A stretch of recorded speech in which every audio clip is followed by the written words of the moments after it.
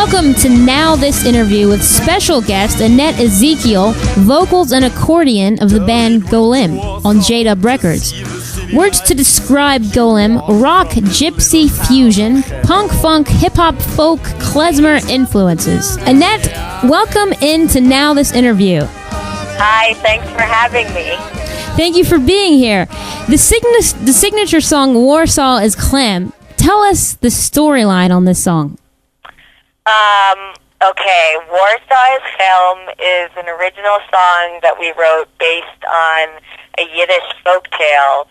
And if you don't know, Warsaw is the capital of Poland, and Film is a little town, a shtetl, and it's known for people who are kind of stupid in Yiddish folklore.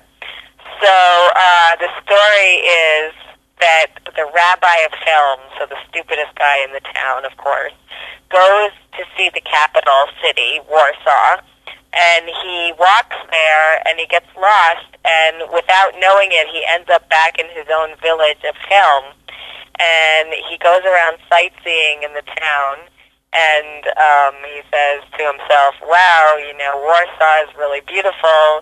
It really reminds me, strangely, of my own town of Film. So then we wrote the song called Warsaw is Film. Film is Warsaw, Zyke is it. You should only be healthy. Performances are very theatrical. You and Aaron Diskin, also on vocals, you give the audience a really good show. And my question is, do you have any experience in theater? Yeah, actually, Aaron and I know each other from high school, where we were in the school musicals together, like Fiddler on the Roof and Once Upon a Mattress. So we've both always loved performing, and I was a dancer before becoming a musician, and so it's always been, entertainment has always been part of the idea of the band, and putting on a show and acting out these songs, because, you know, remember, most of them are in Yiddish or Russian, and a lot of our audience, I'd say 99% of our audience doesn't speak Yiddish, so we have to sort of give the meaning of the songs to the audience in some way that they can understand it, whether that's through body language or acting it out or just, you know, having a great time on stage.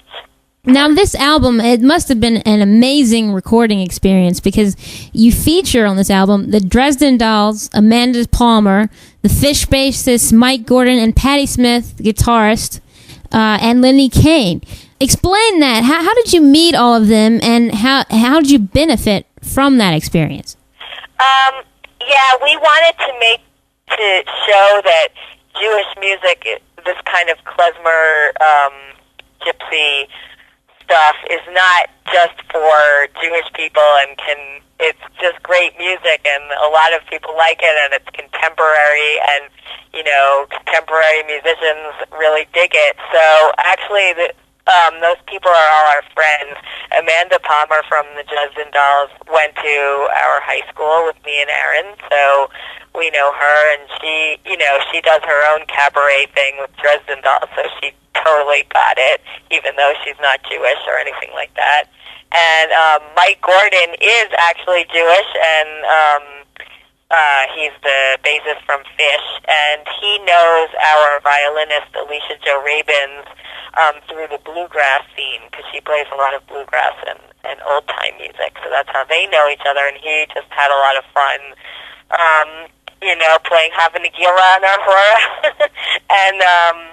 And Lenny Kaye is actually a good friend of the producer of the record, Emery Dobbins, and Lenny Kaye is a total punk rock legend, so we were just completely floored and thrilled when he walked into the studio and totally hung out with us and was just amazing, and I taught him to play the song, and he just completely did his signature riffing on it, so it was a lot of fun and an honor. Well, that is an amazing recording experience. Now, what does Golem mean? Well, the Golem is actually a legendary figure in Jewish folklore, because it was actually a monster. It's mentioned in the Talmud that rabbis would create golems out of clay. which were basically like Frankenstein figures. They could use their mystical powers to create a monster. And the most famous golem is from Prague in the Czech Republic. A certain Rabbi Lowe made a golem out of clay. And he was this big, hulky monster who had a very good heart and protected the Jewish community. But he would get a little out of control. And, at a certain point he got so out of control that the rabbi had to make him back into clay. And I kind of think of our band as, carrying up this Jewish music with a good heart, but a little bit out of control. So that's where the Golem story comes in for us. Okay, and your style, Golem style, is old world, but living in the contemporary world, which makes for a contemporary old world style.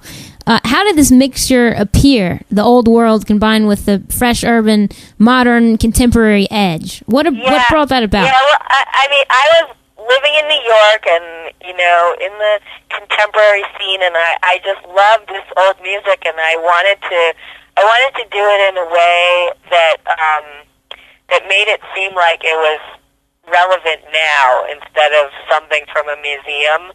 And I think that this music just has so much energy and life and edginess and irreverence to it that it makes it very contemporary. And we just decided to sing and play these old songs as if they were written today and not 100 years ago. And the result is kind of explosive for us. So, our bandmates have all different backgrounds. 3 of us are Jewish, 3 of us are not Jewish, and, so 3 of us have associations with this music and 3 of us don't, and I think it's that mixture of backgrounds and approaches that gives us such a special sound. Now, Fresh Off Boat is the second album for Golem, and it's signed on J-Dub, the label that jump-started and began Matis Yahoo. Where can people contact you for tour dates and more information on Golem?